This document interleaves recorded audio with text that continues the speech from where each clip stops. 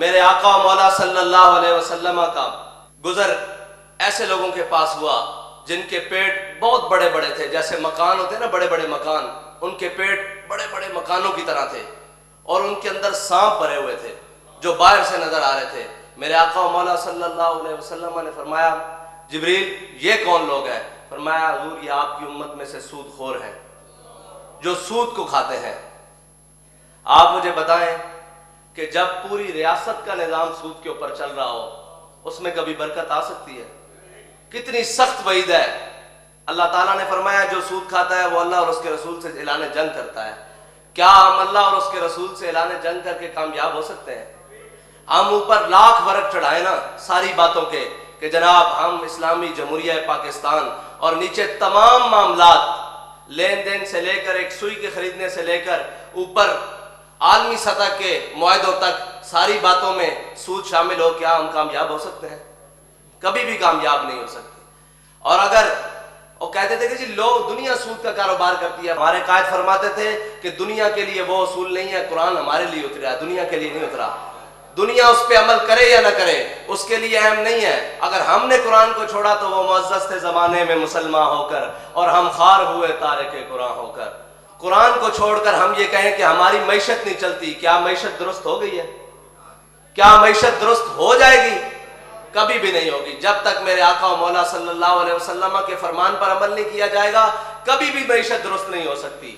ہاں وقتی طور پر کچھ ڈالر لے کر کچھ وقت تو گزارا جا سکتا ہے، لیکن پھر جب سود اپنا حساب لیتا ہے پھر یہ کہتے ہیں جی کہ IMF کے بھی مقروض ہو گئے ہیں، تو استاد صاحب نے فرمایا تھا ہم تمہیں ایک نسخہ بتاتے ہیں کہ آج سے اعلان کرو کہ ہم سود نہیں دیتے۔ حقیقت پیسے تب دیں گے جب ہمارے پاس ہوں گے۔ اس وقت ملک ہمارا خسارے میں ہے، بھاگ جاؤ ہم سود نہیں دیتے۔ فرمایا تھا اگر ہم سے مانگنے آئیں گے وہ پیسے کہ ہمیں دو، تو ہم کہیں گے ان سے نکلواؤ جنہوں نے آپ سے پیسے لیے۔ ہماری قوم کے لیے تو کوئی خرچ نہیں ہوئے پیسے، بلکہ وہ پیسے تو جناب سوئس بینکوں میں چلے گئے، وہ پیسے تو جناب لندن اپارٹمنٹس میں چلے گئے، وہ پیسے تو جناب سرے محل میں چلے گئے، اور وہ پیسے تو جناب زرداری ہاؤس کے اوپر خرچ ہو گئے۔ قوم کو کیا ملا؟ قوم کے لیے نہیں۔ تو اگر پاکستان کے اندر حقیقی معیشت کا نظام درست کرنے کے لیے کوئی مخلص ہے تو سب سے پہلے سود کا نظام ختم کرنا ہوگا، اور سود کے نظام کی موجودگی میں کبھی بھی پاکستان کی معیشت ترقی نہیں کر سکتی، اور اللہ اور اس کے رسول سے جنگ کر کر ہم کبھی بھی ترقی نہیں کر سکتے۔ میرے آقا و مولا صلی اللہ علیہ وسلم نے آگے ایک منظر دیکھا، جب آپ آگے گزرے کچھ لوگوں کے پاس تو جن کے ہونٹ اونٹوں کی طرح بڑے بڑے تھے اور جن کے منہ میں پتھر ڈالے جاتے، پھر جناب جہنم کی چٹانیں ان کے منہ میں داخل کی جاتی۔ اب منہ اتنا سا ہے اس کے اندر جہنم کی چٹان داخل کی جائے، آپ دیکھیں کتنا دردناک منظر ہوتا۔ جب وہ پھٹ جاتے، ٹوٹ جاتے، پھر دوبارہ صحیح ہو جاتے، پھر دوبارہ نئی چٹان داخل کی جاتی۔ میرے آقا مولا صلی اللہ علیہ وسلم نے پوچھا کہ جبریل یہ لوگ کون ہیں؟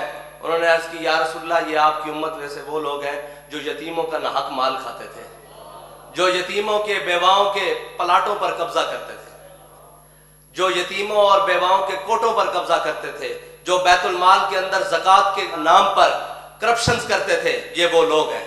ان کو یہ سزا تو قیامت تک ہے، اور یہ سارے جن کو سزائیں مل رہی ہیں یہ رب سے دعا کرتے ہیں کہ یا اللہ قیامت قائم نہ ہو، ہمارا حشر تب کیا ہوگا، ہمیں کیا سزا، تب کیا سزا دی جائے گی۔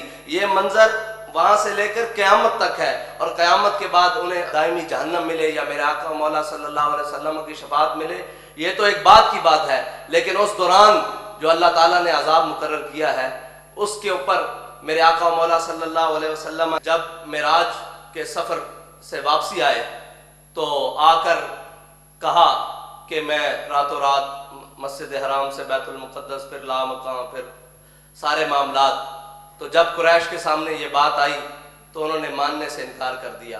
ابو جہل بھاگا۔ یہ کافروں اور منافقوں کا کام ہوتا ہے کہ جب بھی کوئی اچھی بات سنی تو دائیں بائیں کان لگائے کہ جی یہ بات سچی ہے یا نہیں۔ بھاگا حضرت جناب صدیق اکبر کے پاس آیا، انہوں نے کہا جی ایک بندہ راتوں رات مسجد حرام سے بیت المقدس جائے، پھر لامقام، پھر آگے چلا جائے، کیا آپ کی عقل کام کرتی ہے؟ قربان جاؤں حضرت صدیق اکبر پر۔ پوچھا یہ کہا کس نے ہے، یہ بات کہی کس نے ہے؟ اس نے کہا کہ یہ بات آپ کے آقا و مولا صلی اللہ علیہ وسلم نے کہی ہے۔ حضرت صدیق اکبر فرمانے لگے اگر میرے آقا و مولا صلی اللہ علیہ وسلم اس سے بھی بڑی بات کرے تو صدیق ماننے کے لیے تیار ہے۔